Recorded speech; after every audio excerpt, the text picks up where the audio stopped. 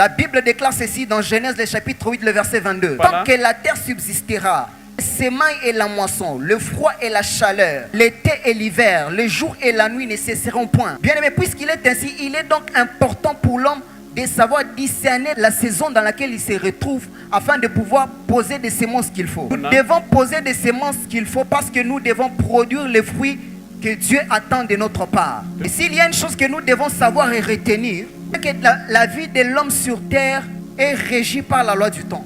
La vie de l'homme sur terre est répartie en fonction du temps. Bien aimé, que vous le vouliez ou non, votre vie sur terre est mesurée en temps. Et votre vie, c'est vie en fonction des saisons. Lorsqu'on dit que vous avez 25 ans, 18 ans ou 30 ans, cela ne sont pas juste des chiffres sur votre vie, mais cela indique la saison dans laquelle vous êtes. Cela indique la quantité de temps que vous avez déjà passé sur terre. Et tout doit se faire dans votre vie en fonction du temps dans lequel vous êtes, en fonction de la saison dans laquelle vous vous trouvez. Et ça, je le dis bien dans l'Ecclésiaste que nous avons lu. Il y a un temps pour tout, un temps pour toutes choses sous le ciel. Cela indique trois choses. Premièrement, qu'il y a une durée déterminée pour chaque chose sous le ciel. Ça veut dire que tout ce qui a commencé peut avoir une limite sous le ciel. Deuxièmement, cela veut dire que tout est régi et soumis à la loi du temps. Troisièmement, cela veut dire qu'il y a un temps spécifique, il y a une période spécifique, il y a une saison appropriée où chaque chose doit se faire. De la même manière, bien aimé, il y a des périodes et des saisons spécifiques dans nos vies où nous devons poser des actes spécifiques. Bien aimé, tous les temps ne sont pas propices pour poser certains actes. Tous les temps ne sont pas appropriés pour poser certaines semences. J'ai une question pour nous ce soir. Y a-t-il quelqu'un parmi nous ici qui a déjà essayé de planter le chou, soit le maïs? La question que j'aimerais nous poser, est-ce que c'est pendant toutes les saisons que vous semez le chou? C'est pourquoi? Parce que la saison n'est pas appropriée. Lorsque vous semez par exemple le maïs maintenant ici, il y a la saison sèche qui s'approche. Cela veut dire que vous allez semer, mais la semence ne va pas porter ses fruits. Parce que vous l'avez posé dans une saison qui n'est pas appropriée. Et bien aimé, le plus important dans la vie n'est pas seulement d'avoir les atouts ou de savoir ce qu'il faut faire. Le plus important, c'est de savoir quand est-ce qu'il faut le faire. La sagesse, c'est de savoir discerner la bonne saison pour poser la semence afin de ne pas gaspiller les atouts de la semence. La Bible dit que les fils d'Issachar avaient la sagesse, l'intelligence des temps pour savoir ce qu'Israël devait faire. Il ne suffit pas seulement de savoir ce que vous devez faire, mais vous devez le faire au moment opportun. Et c'est ce que nous allons voir. Quelles sont les semences que nous devons s'aimer et c'est là pendant quelle saison de notre vie? Alors par définition, lorsqu'on parle de la sémence d'une manière générale, on parle d'un élément originaire d'un être. Et en agriculture, la sémence est une graine d'une plante ou d'un arbre que l'on sème pour reproduire cette espèce. Et au sens figuré, la sémence peut désigner ce qui est à l'origine de quelque chose. Lorsque je parle de sémence ici, je parle d'ensemble des actions importantes que nous devons poser dans notre vie. Une idée ou une action qui est destinée à porter des fruits plus tard. Et une saison est simplement une période quelconque ou un temps spécifique où certaines choses doivent se faire. Ensemble des choses importantes que nous devons faire dans notre vie dans un temps spécifique afin de produire les fruits pour l'avenir. Et lorsque je parle de la saison, je parle d'un temps propice, d'un moment opportun où nous devons obligatoirement poser certains actes. Je parle des périodes spécifiques qui caractérisent la vie de chaque être humain sur terre. Et en un mot, notre thème veut dire des actions importantes à poser à une période spécifique de notre vie pour produire les résultats et jouir de leurs fruits plus tard dans l'avenir. Alors j'ai noté ici 4 vérités importantes que nous devons considérer en rapport avec ces thèmes. La première vérité importante que nous devons savoir, c'est que votre avenir, votre futur, votre destinée est le produit de vos semences d'aujourd'hui. Bien aimé, la qualité de votre vie de demain est conditionnée par ce que vous semez aujourd'hui.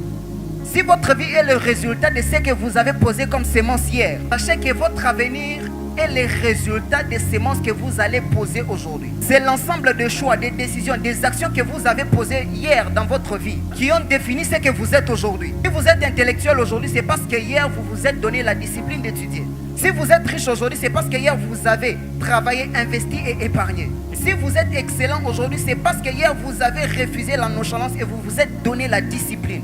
De la même manière que nous sommes le résultat de nos semences d'hier, c'est de la même manière que nos investissements d'aujourd'hui produiront les résultats plus tard dans notre avenir. Bien aimé, la réussite de votre vie, ce n'est pas quelque chose qui vous arrive. C'est quelque chose que vous programmez déjà aujourd'hui. Les gens pensent que la vie change avec le temps. Bien aimé, la vie ne change pas avec le temps. La vie change avec les actions que vous posez dans le temps. Ne pensez pas que la réussite de votre futur, c'est quelque chose que vous subissez. La réussite dans l'avenir n'est pas une fatalité, bien aimé.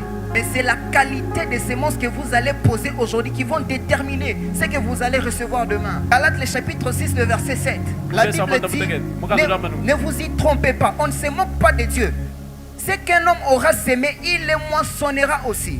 Bien aimé, ne vous attendez à rien demain si vous n'avez rien semé aujourd'hui.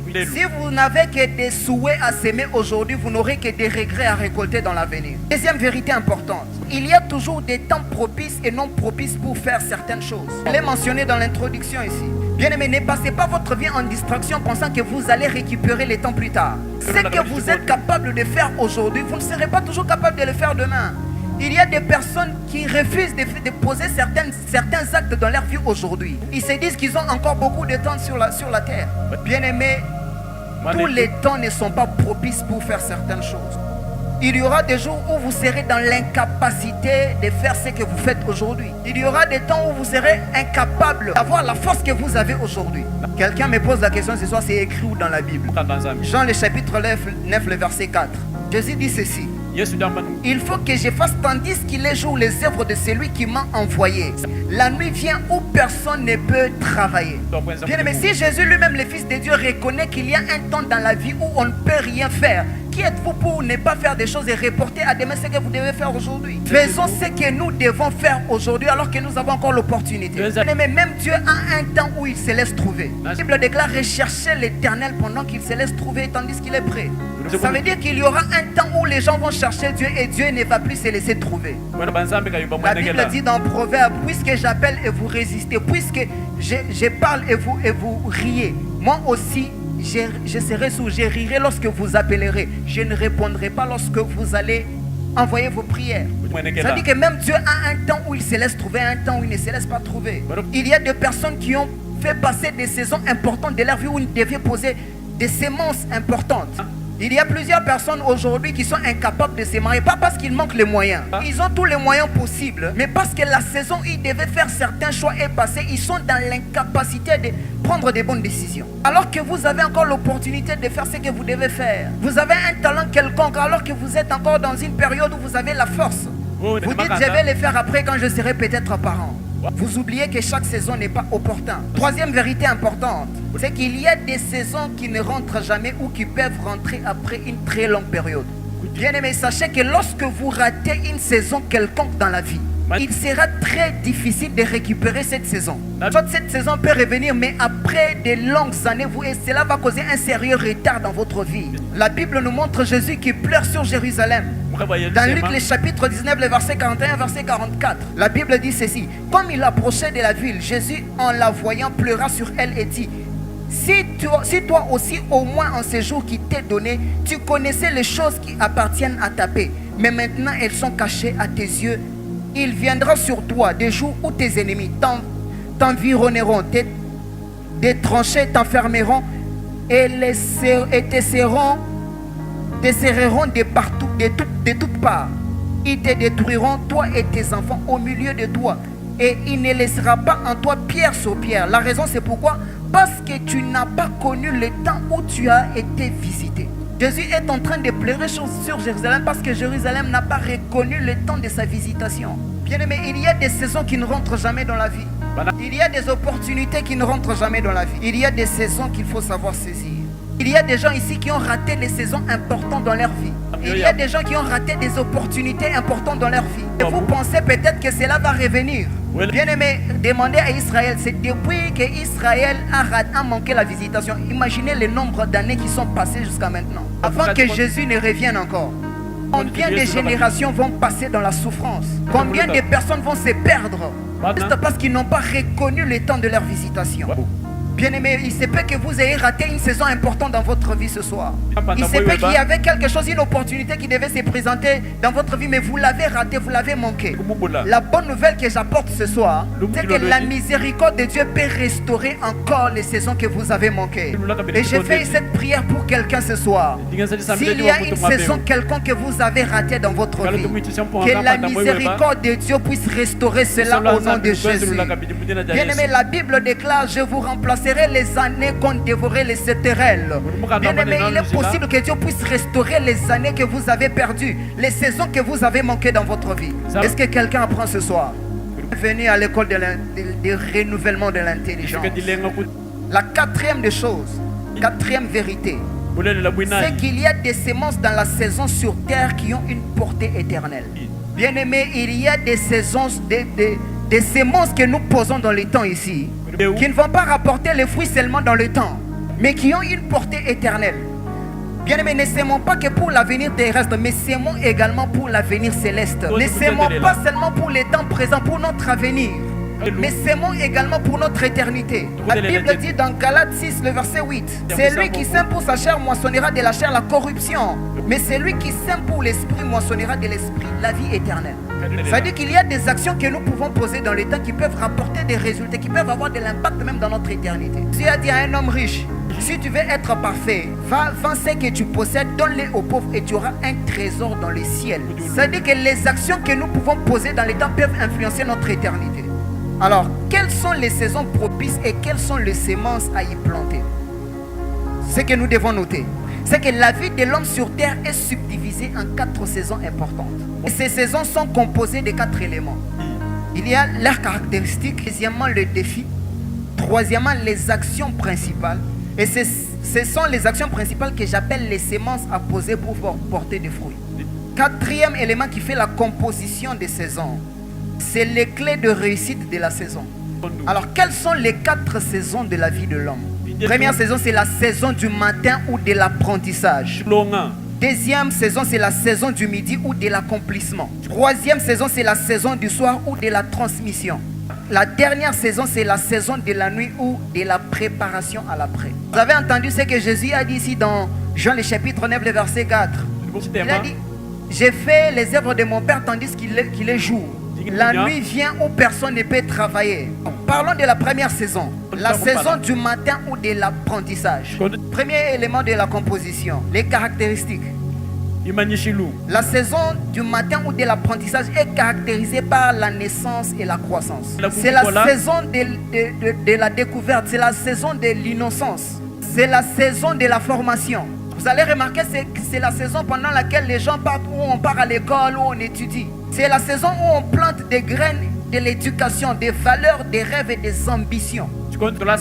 C'est la saison de la construction de base. C'est à cette saison où nous posons des bases qui vont influencer toute notre vie après. Les décisions et les efforts faits à cette saison déterminent la suite du parcours. Et parmi nous ici, la plupart nous nous retrouvons encore dans cette saison ici. C'est la saison qui commence de 0 à 20, 25, pour d'autres même à 30 ans. Nous sommes encore dans la saison du matin, la saison de l'apprentissage. Lorsque vous analysez la vie de Jésus très bien, vous allez comprendre qu'il a passé 30 ans de sa vie en étant effacé. Ce n'est pas parce qu'il était distrait, c'est parce qu'il respectait une saison particulière de sa vie. La Bible nous montre Jésus à 12 ans dans le temple, qui n'était pas en train d'enseigner. La Bible dit qu'il était en train de poser des questions. Et les gens étaient étonnés de la pertinence de ces questions. Tout ce temps, Jésus était en train d'apprendre, de se préparer. Et pour la plupart d'entre nous ici, nous nous retrouvons dans cette saison de l'apprentissage. Quels sont les défis auxquels nous faisons face? Il y a les défis de manque d'expérience et il y a les défis des influences négatives. Pendant cette saison, nous manquons de l'expérience et il est possible que nous puissions subir des influences négatives du monde. Les actions principales à poser, les actions ou les semences à poser, ou les domaines dans lesquels nous devons poser des semences pour porter des fruits plus tard. Pour ceux qui sont dans la saison du matin ou la saison de l'apprentissage. 5 domaines importants dans lesquels nous devons poser des semences pour porter les fruits dans les saisons à venir. Le premier domaine important où nous devons poser des semences, c'est les domaines spirituels. Bien-aimés, pendant que nous sommes encore dans la jeunesse, l'investissement le plus important que nous devons faire, c'est l'investissement spirituel. Bien-aimés, l'investissement spirituel est l'investissement que nous devons prendre au sérieux dans notre vie. Parce que la spiritualité est la plus grande base de la vie de l'homme. La Bible déclare ceci dans Hébreux, le chapitre 11, le verset 3. Par la foi, nous croyons que toute chose a été créée par la parole de Dieu, de sorte que les choses visibles sont venues au travers des choses invisibles. Ça veut dire que c'est le monde immatériel qui a engendré le monde matériel. C'est le monde spirituel qui est d'abord à la base de tout ce qui existe aujourd'hui. Bien aimé, vous ne pouvez pas avancer dans votre avenir sans vous avoir rassuré que vous avez un bagage spirituel important. Bien aimé, la réussite dans la destinée est un rendez-vous de ceux qui maîtrisent la spiritualité. Ce n'est pas pour ceux qui vivent dans l'inconscience. Beaucoup de gens vivent dans l'inconscience sur terre. Ils négligent ce qui est très important pour leur vie. Votre famille de demain aura besoin de votre investissement spirituel d'aujourd'hui. Vos enfants demain auront besoin de votre couverture spirituelle. Et quel héritage allez-vous donner à vos enfants si vous n'investissez pas maintenant ici? Il y a l'ennemi qui viendra réclamer la vie de vos enfants. Si vous n'avez pas pris le temps d'aimer d'investir spirituellement dans votre vie, comment est-ce que vous allez instruire vos enfants dans la voie du Seigneur? Bien aimé, votre femme demain, votre mari aura besoin de votre investissement spirituel d'aujourd'hui. Il y aura des temps compliqués qui vont frapper votre famille. Il y aura des temps compliqués qui vont venir sur votre vie. Si vous n'avez pas reçu un bagage spirituel important dans votre jeunesse, vous ne saurez pas défendre votre famille spirituellement. Nous devons prendre cet investissement au sérieux dans notre vie. Des domaines de l'investissement spirituel. Dans les domaines spirituels, nous devons investir dans des domaines. Le premier domaine, c'est dans votre relation avec Dieu. Cela revient à accepter Jésus-Christ très tôt dans votre vie. Bien aimé, accepter Jésus-Christ très tôt dans votre vie vous épargnera des erreurs très graves dans le parcours. Bien aimé, vous ne savez pas l'opportunité, vous ne savez pas la grâce que vous avez de connaître Jésus-Christ très tôt dans votre vie. Il y a des personnes qui sont maintenant à 40 ans qui regrettent d'avoir accepté Jésus plus tard dans leur vie. Bien aimé, j'ai béni Dieu parce que je suis sauvé aujourd'hui. Mais je me rappelle que le jour où je me suis converti, quelques mois plus tard, les choses que j'ai découvertes dans la vie chrétienne, j'ai regretté le temps que j'ai perdu en étant païen. Je me suis dit, pourquoi j'ai passé tout mon temps à des choses inutiles dans la vie? Bien aimé, l'investissement spirituel, accepter Jésus-Christ très tôt dans votre vie vous épargnera des erreurs très graves. Et accepter Jésus tôt est une grande garantie pour votre avenir. Ce soir, nous qui sommes encore jeunes, nous avons encore l'opportunité d'accepter Jésus-Christ dans notre vie. Nous avons encore l'opportunité de nous décider pour recevoir Jésus-Christ. Il y a des personnes qui sont encore jeunes qui se disent non, moi je suis encore jeune, je vais profiter de la vie. La question que je me pose, c'est quoi en réalité profiter de la vie? Est-ce que c'est de vivre dans les désordres? Est-ce que c'est de vivre comme les gens du monde vivent? Est-ce que c'est passer sa vie à prendre de l'alcool, à vivre dans la débauche, à vivre dans l'impudicité? Ça là, c'est profiter de la vie ou c'est détruire sa vie? Mais la meilleure façon de profiter de la vie, c'est d'accepter Jésus-Christ qui est la vie dans votre vie. La Bible dit que Jésus est le chemin, la vérité et la vie. Vous ne pouvez pas prétendre profiter de la vie en mettant de côté celui qui est la vie. Ceux qui profitent de la vie, en réalité, ils sont en train de profiter de la mort. J'aimerais que tu poses la question à ton voisin. Tu profites de la vie ou tu profites de la mort? Oh, je vais profiter de la vie, je suis encore jeune. Oh, laissez-moi vivre ma vie. Ok, on va te laisser vivre ta vie. Mais des coups que tu recevras dans la vie. Bien aimé, Satan n'est pas ami de quelqu'un. Ne vous amusez pas à offrir, à tisser de l'amitié avec Satan. Investir dans notre relation avec Dieu revient, j'ai parlé premièrement d'accepter Jésus-Christ très tôt. Cela revient également à découvrir et maîtriser les principes de la parole de Dieu très tôt dans notre vie. Bien aimé, découvrir et maîtriser les principes de la parole de Dieu très tôt guidera vos choix et décisions et changera votre perception de la vie. La plupart d'entre nous, nous pensons que ceux qui doivent maîtriser les principes de la parole de Dieu, il n'y a que des prédicateurs. Bien aimé, ce n'est pas cela la pensée de Dieu. Dieu veut que nous puissions maîtriser, alors que nous sommes dans la saison de la jeunesse, dans la saison de l'apprentissage, que nous puissions maîtriser les principes importants de la parole de Dieu. Parce que ce sont ces principes qui vont guider nos choix dans la vie plus tard. Ce sont ces principes qui vont guider nos décisions. Vous aurez des décisions importantes à prendre dans votre vie dans l'avenir. Mais sur quoi allez-vous baser vos choix et vos décisions? Il faut maîtriser les principes de la parole de Dieu. Il faut maîtriser les principes importants. Maîtriser tous les principes qui font fonctionner, qui donnent la réussite dans la vie, dans la parole de Dieu. Il y a des décisions importantes que vous devez prendre pour votre famille. Vous ne devez pas prendre ces décisions à la légère. Il faut maîtriser les principes de la parole de Dieu. Pour la plupart, bientôt ici, nous devons faire des choix très importants pour nos vies.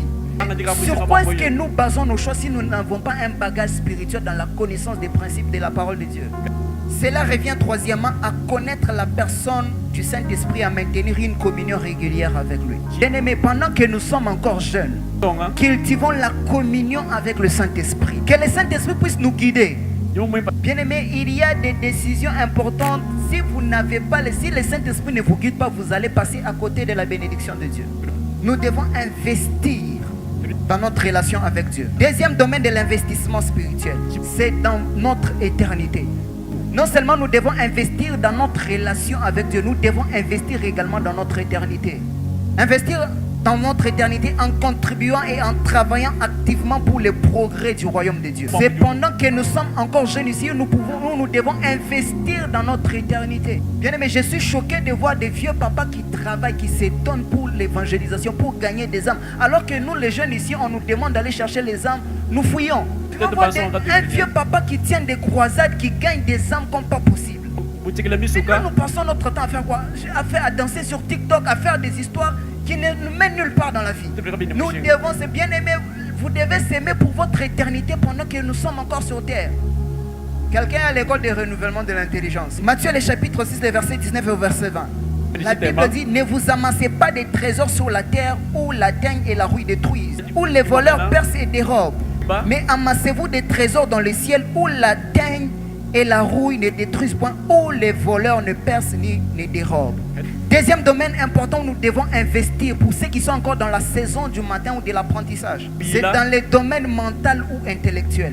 Bien aimé, nous devons investir dans la formation et dans l'acquisition de connaissances. Bien aimé, votre vie, vos réalisations dans la vie seront à la hauteur, à la taille de votre connaissance. Vous ne pouvez pas réaliser au-delà de ce que vous ne connaissez pas. Nous devons s'aimer et développer nos facultés intellectuelles alors que nous sommes encore jeunes. Il y a des personnes qui refusent de se former, qui refusent d'aller à l'école, qui ont même des moyens pour étudier. Vous allez avancer dans la vie avec quel bagage intellectuel? Bien aimé, la vie n'a pas de pitié. Les gens ne vont pas vous prendre par miséricorde. Il faut que vous puissiez participer avec quelque chose. Vous devez développer vos habiletés. Nous devons apprendre à faire des nouvelles choses alors que nous sommes encore dans la jeunesse. La saison du matin, c'est un temps où nous pouvons apprendre beaucoup de choses. Mais depuis, c'est vrai que je suis concerné aussi par ce message. Mais depuis que j'ai découvert ces choses, je m'efforce de me donner la discipline d'apprendre, de développer de nouvelles choses. Je me dis, voilà, il y a l'avenir qui est devant nous. Il y a les années qui sont en train de venir. Il y a la technologie qui est en train d'évoluer. Qu'est-ce que je peux maîtriser dans toutes ces choses qui peut me permettre de me maintenir la saison prochaine? Le monde est en train d'aller même vers l'intelligence artificielle. Il y a des personnes qui ne maîtrisent même pas l'Android. Et il y a des personnes comme ça qui seront remplacées par l'intelligence artificielle. Pourquoi? Parce qu'ils n'ont pas maîtrisé la technologie. La Bible, la parole de Dieu n'est pas contre la connaissance. Nous devons apprendre, bien aimé. Joseph n'a pas accédé au trône en Égypte parce qu'il avait de parler en langue.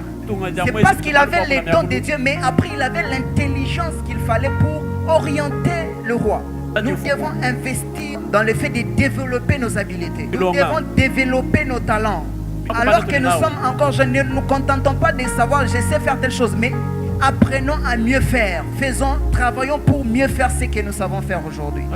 Vous êtes prédicateur peut-être, travaillons à nous rendre meilleurs. Vous êtes dans la musique, travaillez à devenir meilleur. Vous êtes dans un domaine quelconque, travaillez pour vous rendre meilleur. Nous devons nous rendre meilleurs parce que votre avenir, bien aimé, vous demandera des compétences. Si vous n'avez pas de compétences, vous serez disqualifié. Dieu viendra vous visiter, mais vous n'aurez pas quelque chose pour soutenir la visitation de Dieu.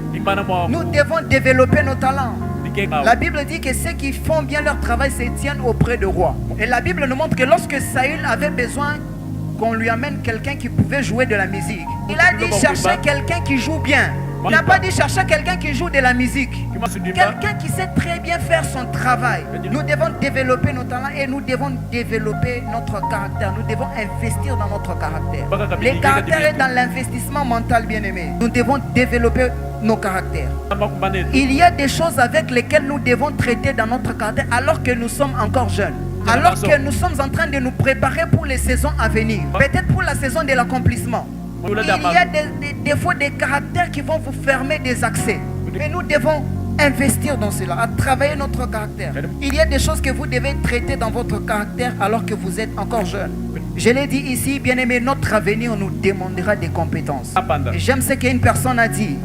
Votre cerveau est comme une banque. Vous ne pouvez y retirer que ce que vous y avez déposé. Ne vous attendez pas à faire sortir de votre tête quelque chose que vous n'avez pas... quelque chose que vous avez introduit à l'intérieur de votre tête. Est-ce que quelqu'un apprend ce soir? Est-ce qu'on peut acclamer le Seigneur?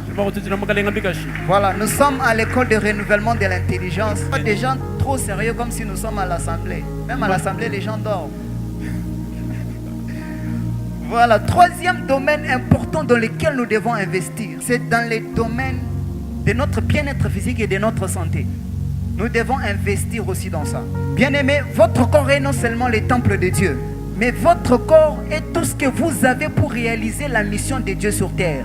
Si nous n'investissons pas dans notre bien-être physique, dans notre santé physique, nous ne serons pas efficaces dans certaines choses. Le corps est tout ce que nous avons, tout ce que nous possédons pour accomplir la mission de Dieu. Jésus lui-même a dit, tu n'as voulu ni sacrifice ni holocauste, mais tu m'as formé un corps. Je suis venu pour accomplir ta volonté. C'est-à-dire, pour accomplir la volonté de Dieu, il faut avoir un corps. Si nous n'investissons pas dans notre bien-être physique, dans notre santé, comment est-ce que nous allons accomplir la volonté de Dieu? Bien aimé, votre efficacité dans l'avenir dépend de comment vous traitez votre corps maintenant. La Bible dit dans 1 Corinthiens, le chapitre 3, le verset 16-17. Ne savez-vous pas que vous êtes le temple de Dieu et que l'Esprit de Dieu habite en vous? Si quelqu'un détruit le temple de Dieu, Dieu le détruira, car le temple de Dieu est saint et c'est ce que vous êtes. Dieu dit ici, si quelqu'un détruit le temple de Dieu, Dieu le détruit. Et le temple de Dieu, c'est votre corps. Bien aimé, lorsque vous vous livrez à l'impudicité, vous détruisez votre corps. Lorsque vous fumez, vous détruisez votre corps. Lorsque vous refusez même de vous laver à cause du froid, vous détruisez votre corps. Lorsque vous faites les excès dans les manger et les boire, vous détruisez votre corps. Il y a des gens bizarrement qui prennent encore plaisir à ne pas se laver. Bien aimé, Dieu veut que nous puissions prendre soin de notre corps. La Bible dit dans 1 Timothée, le chapitre 4, le verset 8. Exerce-toi à la piété, car l'exercice corporel est utile à peu de choses. La Bible précise ici que l'exercice corporel est utile, même si c'est à peu de choses, mais l'exercice corporel est utile. Et dans la vie, nous devons faire ce qui est utile pour nous. Parce que la Bible dit, tout m'est permis, mais tout n'est pas utile. Ça veut dire que nous devons faire tout ce qui est utile, mais qui est dans la parole de Dieu. Nous devons investir dans notre bien-être physique, dans notre santé physique. Quatrième domaine important dans lequel nous devons s'aimer. Est-ce qu'on peut acclamer le Seigneur? Voilà. On a tellement acclamé le Seigneur aujourd'hui. Quatrième domaine de l'investissement, ou le domaine dans lequel nous devons s'aimer alors que nous sommes dans la saison de l'apprentissage, c'est dans le domaine des relations humaines. Bien aimé, nous devons bâtir des relations stratégiques alors que nous sommes encore dans la jeunesse. Bien aimé, la plus grande bénédiction et la plus grande visitation de Dieu dans votre vie s'appelle une personne. Dieu passera par quelqu'un. Dieu passera par votre voisin pour accomplir certaines choses dans votre vie. Ne nous amusons pas à détruire des relations avec des gens. Dieu passe par des relations pour amener certaines bénédictions dans nos vies. J'aimerais que vous puissiez très bien regarder votre voisin. Dites-lui, vous êtes la visitation de Dieu pour ma vie. Alors entretenons de bonnes relations. Entretenons de bonnes relations, bien-aimés. Vous ne savez pas qui sera qui demain. Nous devons investir dans des relations. Nous devons bâtir des relations à l'église. Nous devons investir dans la communion fraternelle. Ne soyons pas trop orgueilleux pour croire que nous n'avons besoin que de Dieu dans la vie. Parce que Dieu passe au travers des humains pour accomplir certaines choses. Bien-aimés, j'aimerais que vous puissiez encore regarder votre voisin. Dites-lui, tu ne sais pas ce que je serai demain dans la vie. Entretiens de bonnes relations avec moi. Regardez l'autre voisin, dites-lui, je ne sais pas qui tu seras demain dans la vie. Entretenons de bonnes relations. Bien-aimés, les relations humaines sont le canal par lequel Dieu passe pour faire des gens du bien, pour les introduire dans leur destinée. Si je me retrouve ce soir ici en train de pécher, vous pensez pas c'est parce que j'ai une bonne tête ou bien parce que j'ai une bonne taille. C'est parce qu'il y a une relation quelque part. Il y a une relation de père et de fils. Le pasteur n'est pas venu, il m'a trouvé dans la rue, il m'a dit, toi tu as une tête qui m'intéresse, viens prêcher dans mon église ce soir. Il n'a pas dit ça, bien-aimé. Mais parce qu'il y a une relation quelconque. C'est à cause de cette relation que Dieu a prévu pour m'introduire dans ma destinée. Il y a des gens qui passent à côté de leur destinée parce qu'ils ne savent pas entretenir des relations avec les autres. Bien-aimé, regardez très bien la vie de Joseph. La vie de Joseph nous montre comment Dieu utilise les relations pour nous introduire dans notre destinée. C'est à cause de la relation de Joseph avec son père qu'il avait une place de choix et de considération dans sa famille. C'est à cause de ses relations avec ses frères qu'il a été vendu. Bien-aimé, même les mauvaises relations peuvent être utiles. Ce n'est pas pour rien que Judas était dans le cercle de Jésus. C'est parce qu'il y avait une destinée à accomplir. Il y avait un plan à accomplir. C'est à cause des relations de Joseph chez Potiphar qu'il a été amené en prison. C'est à cause des relations de Joseph avec les serviteurs de Pharaon dans la prison qu'il a été envoyé auprès de Pharaon. Bien aimé, il y a des portes dans votre vie, il y a des personnes qui doivent vous recommander. Mais si vous n'avez pas de relation avec ces personnes, comment allez-vous être recommandé? Les serviteurs de Pharaon ont dit, on connaissait quelqu'un, on avait une certaine relation avec quelqu'un dans la prison. Et c'est à cause de cette relation que Joseph est parvenu à occuper un poste. Bien aimé, il y a des gens qui sont conçus pour vous aider. Qu'ils soient méchants ou gentils, il y a des personnes qui sont conçues dans votre destinée pour vous aider. Et pendant que nous sommes dans notre jeunesse, nous devons investir dans des relations importantes. Notre avenir est aussi lié au type de relations que nous entretenons avec les autres. Et je n'ai jamais oublié cette parole de notre pasteur. Alors que je venais encore de me convertir, j'ai entendu ça pour la première fois dans sa bouche. Il a dit, vous êtes les résultats des 5 personnes qui sont vos amis. C'est que lorsque vous regardez ce que vous êtes aujourd'hui, identifiez 5 personnes autour de vous. Vous êtes les résultats de ces relations avec ces hommes. Ça veut dire que si nous voulons être quelque chose de meilleur dans l'avenir, construisons des relations importantes autour de nous. Ne négligeons pas les relations avec les hommes. Et le dernier domaine dans lequel nous devons investir alors que nous sommes dans la saison du matin. Et puis nous allons prier ce soir. Nous devons investir également dans le domaine financier. Bien aimé, s'il y a un domaine dans lequel nous devons s'aimer maintenant ici, c'est dans le domaine financier. Il y a des gens qui passent leur vie à dilapider tout ce qu'ils gagnent. Par la grâce de Dieu, vous vous débrouillez, vous avez quelques moyens. Mais au lieu d'investir, vous prenez le luxe de vous payer des choses de luxe. Vous prenez les risques de payer des choses pour vous montrer aux yeux des hommes, au lieu d'investir alors que nous sommes dans la jeunesse. Bien aimé, nous devons investir également dans les domaines financiers. Ne gaspillez pas les moyens que vous avez aujourd'hui en payant des choses de luxe pour vous faire remarquer, mais investissez. Lorsque nous investissons aujourd'hui dans notre jeunesse, nous allons rassurer notre avenir demain. Si vous avez eu l'opportunité d'avoir la saison des vaches qui sont grasses, sachez que la saison des vaches maigres peut arriver. Et vous ne sentirez pas les secousses de la saison des vaches maigres si vous avez bien investi dans votre jeunesse. Bien aimé, on a dit ici que les saisons passent. Ce n'est pas parce que vous êtes dans la bonne saison aujourd'hui que cette saison ne va pas prendre fin. Le problème c'est que la saison va prendre fin. Mais comment vous allez gérer la saison qui va suivre? Si nous ne voulons pas être ballottés, si nous ne voulons pas sentir les secousses de la saison des vaches maigres qui arrivent, nous devons prévoir déjà cela lorsque nous gagnons quelque chose aujourd'hui. Et c'est la sagesse qui va vous aider à vivre tranquillement dans la saison des vaches maigres. La vie de Joseph nous enseigne cela. Alors, la dernière des choses, le dernier élément qui compose la saison. J'ai parlé des clés pour la réussite et puis nous allons prier. Clés pour réussir la saison. Nous devons poser des fondations solides dans l'éducation. Nous devons apprendre, nous devons nous donner la discipline d'apprendre. Fonder des fondations solides dans l'éducation, dans la discipline, dans les valeurs ainsi que dans la vision. Que Dieu bénisse sa parole ce soir. Est-ce qu'on peut acclamer pour la parole? Bien aimé, j'aimerais que nous puissions incliner nos têtes dans la prière. J'aimerais que tu puisses parler à Dieu. Ce soir, nous sommes venus encore à l'école de renouvellement de l'intelligence, mais je ne sais pas de quelle manière Dieu t'a parlé. Peut-être que tu ne te retrouves pas dans la saison que j'ai citée ici. Et il y a une certaine parole qui a touché votre esprit. Je sais que le Saint-Esprit a parlé au cœur de quelqu'un. Et j'aimerais que tu puisses prier en fonction de cela.